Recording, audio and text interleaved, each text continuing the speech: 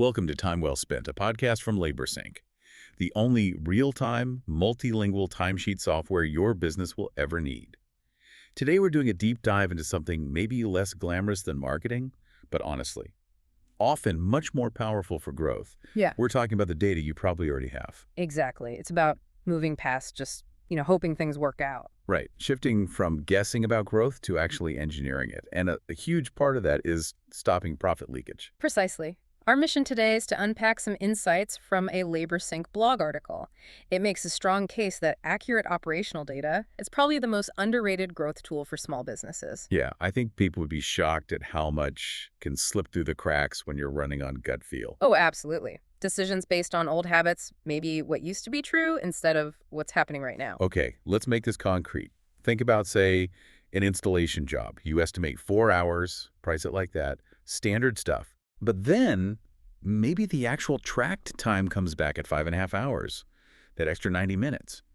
Well, on one job, maybe it doesn't seem like a disaster, but I bet every owner listening just did the math. Multiply that gap by how many jobs you do a month, a year. And suddenly it's a huge number. That's the real cost of, well, flying blind, essentially. It really is. And we see this playing out. Take Sarah. She runs a landscaping company over in Ohio. She'd been quoting, based on her experience, years of it. Makes sense. Seemed logical. But then she started systematically comparing her estimates against the actual time logs and discovered her crews were consistently taking about 30% longer on maintenance jobs than she'd budgeted for. Oh, 30%. Yeah. So she adjusted her pricing based on that hard data. The result? She increased her margins by $47,000 in 1 year. $47,000.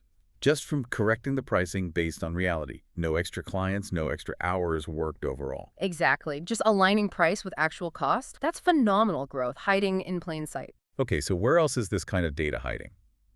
The article pointed to 3 key areas.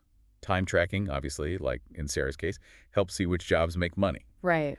But it also mentioned job costing and employee productivity patterns.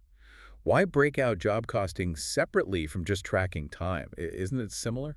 That's a really good question. Job costing is critical because it captures more than just labor hours. It's about the total cost picture. So like materials. Materials, overages, yes.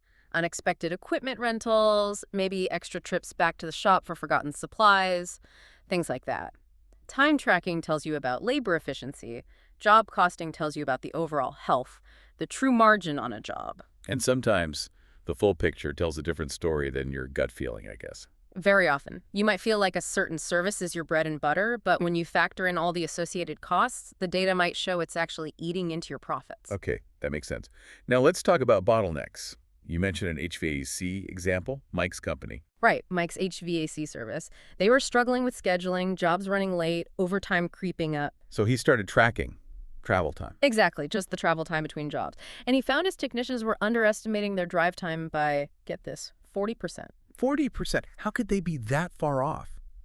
Were they just optimistic? Yeah. Or was the scheduling tool itself flawed? It's often a bit of both, but mostly the system. Technicians might use mapping apps that show the ideal route, but that doesn't account for real traffic, finding parking, maybe grabbing a coffee, the real-world stuff. The friction. The friction, exactly. Mike's systematic tracking captured that reality. He reorganized the routes based on actual travel times and, boom, reduced overtime costs by $800 a week. Just like that. Again, the data was there all along, just wasn't being looked at systematically. Obviously. So for someone listening right now thinking, okay, I need to do this, what's the first step? Does it need a big investment?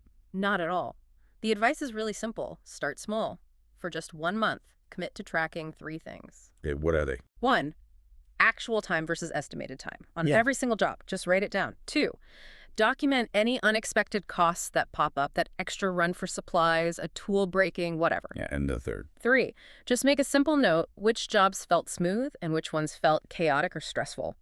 That feeling often points directly to a bottleneck the data will confirm. I like that last one. It connects the gut feel to the eventual data point. Exactly. And acting on these simple insights is where the growth comes from. Look at Lisa's cleaning service. She started tracking task times more closely. Okay. And she found that homes with pets consistently took about 25% longer to clean.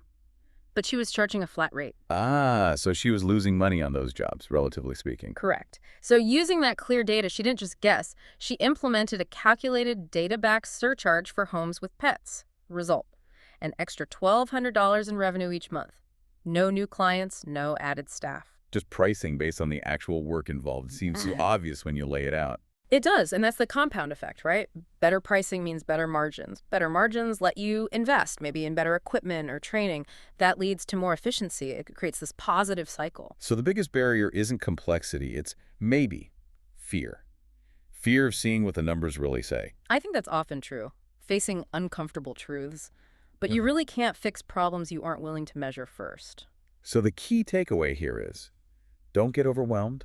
Just pick one thing. Exactly. Maybe just actual job time versus what you estimated. Track that one thing consistently for just 30 days. The goal isn't perfect data overnight. It's just making slightly better decisions. Absolutely. And especially now, with economic uncertainty being a factor for many, making decisions based on reality, not just assumptions or hopes. That's not just smart planning. It's becoming essential for survival and ultimately for real sustainable growth. This episode of Time Well Spent was brought to you by LaborSync. Track employee hours and job site locations in real time from any device. Start your risk-free trial today at laborsync.com.